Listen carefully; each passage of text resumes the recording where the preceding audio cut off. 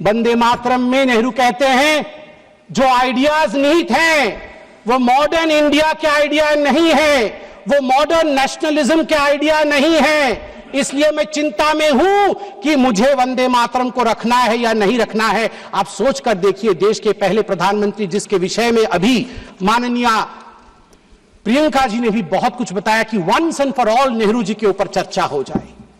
अगर once and for all Nehru ji के ऊपर चर्चा हो गई तो फिर मैं यही कहूंगा, कई लोगों के लिगेसी को दबा करके नेहरू की लिगेसी बनाने की चेष्टा की गई है। सरदार पटेल की लिगेसी को दबाया गया है, यहां तक दबाया गया कि जब सरदार पटेल की अंतिम संस्कार का समय आया तब नेहरू जी ने मना कर दिया था अपने कैबिनेट के कोलीग को कि कोई भी सरदार पटेल के अंत्येष्टि में ना जाए। इससे खराब और क्या हो सकता है, इससे खराब और क्या हो सकता है। केवल सरदार पटेल नहीं, बंगाल सुने आज और ओडिशा भी सुने, क्योंकि सुभाष चंद्र बोस ओडिशा के भी बेटे हैं और बंगाल के भी बेटे हैं। सुभाष चंद्र बोस के लेगेसी को कांग्रेस पार्टी और नेहरू ने दबाया। और आज प्रियंका जी ने कहा कि अहंकार हो गया है इन नेताओं में, अहंकार हो गया है जो इतने बड़े बड़े लोगों के लिए ऐसे शब्दों का प्रयोग करते हैं। मैं कहना चाहूंगा आदरणीय प्रियंका जी से, प्रियंका जी, अहंकार किसके पास था, किस सरकार में था? एनसीईआरटी के 2012 के हिस्ट्री के किताब में देखिए, वो जो कार्टून है, जिस कार्टून में एक केंचुए के ऊपर बाबा साहेब अंबेडकर बैठे हुए हैं, केंचुए में लिखा हुआ है कॉन्स्टिट्यूशन ऑफ इंडिया और पीछे हंटर लेके बाबा साहेब को कोड़े मार रहे हैं पंडित जवाहरलाल नेहरू। ये एनसीईआरटी के किताब में नेहरू को बड़ा और बाबा साहेब अंबेडकर को छोटा दिखाने के लिए कांग्रेस पार्टी ने किया था। और की हिम्मत है कि कहते हैं कि हम अहंकारी है। बाबा साहेब अंबेडकर को जो कोड़े मारने के कार्टून को एनसीईआरटी की किताब में छाप सकता है, मैं उनसे पूछता हूं कि आप अहंकारी हैं या हम अहंकारी हैं। तीसरा विषय यहां पर मैं रखना चाहूंगा कि आज in a cartoon also you cannot insult Baba Saheb Ambedkar. I'm sorry that you feel that we can insult Baba Saheb Ambedkar. In a cartoon also you cannot.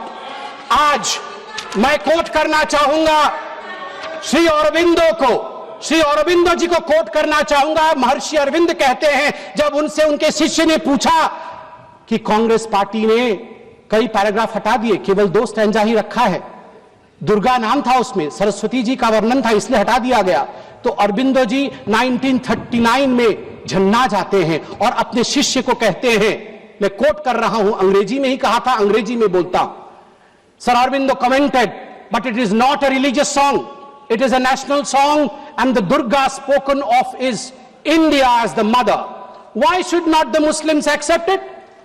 In the Indian concept of nationality, the Hindu view would naturally be there. If it cannot find a place there, the Hindus may as well be asked to give up their culture in future.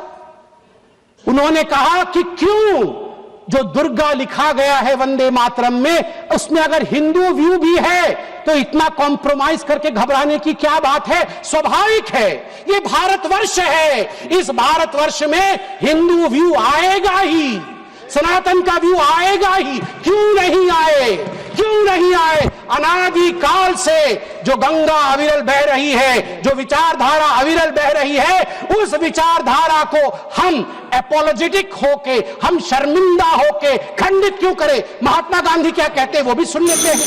Mahatma Gandhi कहते हैं, no matter what its source was and how and when it was composed, it has become a most powerful battle cry among the Hindus and Muslims of Bengal during the partition days.